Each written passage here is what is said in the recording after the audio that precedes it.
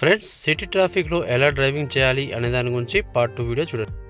Tip number 4, new learners సిటీలో ట్రాఫిక్లో driving చేసినప్పుడు ఎక్కువగా స్పీడ్ వెళ్తుంటారు. జనరల్గా వాళ్ళకు స్మూత్గా యాక్సిలేటర్ ఇవ్వడం అయితే తెలియదు. సో మీరు మీ స్పీడ్ అయితే ఎప్పటికప్పుడు గమనించుకోండి. మీరు వీలైనంత వరకు 60 లోపే డ్రైవింగ్ చేస్తాను ట్రై చేయండి.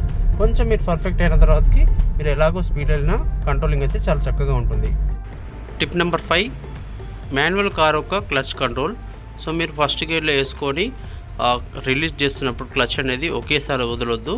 సో మీరు ఒక సిగ్నల్ దగ్గర ఆగిన తర్వాత కానీ బంపర్ టు బంపర్ ట్రాఫిక్లో డ్రైవింగ్ చేస్తున్నప్పుడు మీరు ఎల్లప్పుడూ క్లచ్ మూవ్మెంట్ అనేది చాలా పర్ఫెక్ట్గా ఉండాలి. లేకపోతే మీకు హెవీ ట్రాఫిక్లో డ్రైవింగ్ చేస్తానికి చాలా ఇబ్బంది పడుతుంటారు. సో మీరు ఎల్లప్పుడూ బైటింగ్ పాయింట్ వచ్చే వరకు బ్రేక్ మీద కాల్ తీయొద్దు. 3 స్టెప్స్ తీసుకోండి. 1, 2, 3 ఇలా 3 స్టెప్స్ తీసుకొని ఎక్కడైతే బైటింగ్ పాయింట్ వస్తుందో ఆ ప్లేస్ నుంచి బ్రేక్ మీద కాల్ తీస్తే ముందుకు మూవ్ అవుతుంది. అండ్ ప్రతి ఒక్కరూ డ్రైవింగ్ చేస్తున్నప్పుడు ఆల్ రోడ్ రూల్స్ అండ్ రెగ్యులేషన్స్ని ఖచ్చితంగా ఎల్లప్పుడూ పాటించండి. సీట్ బెల్ట్ పెట్టుకుని డ్రైవింగ్ చేయండి.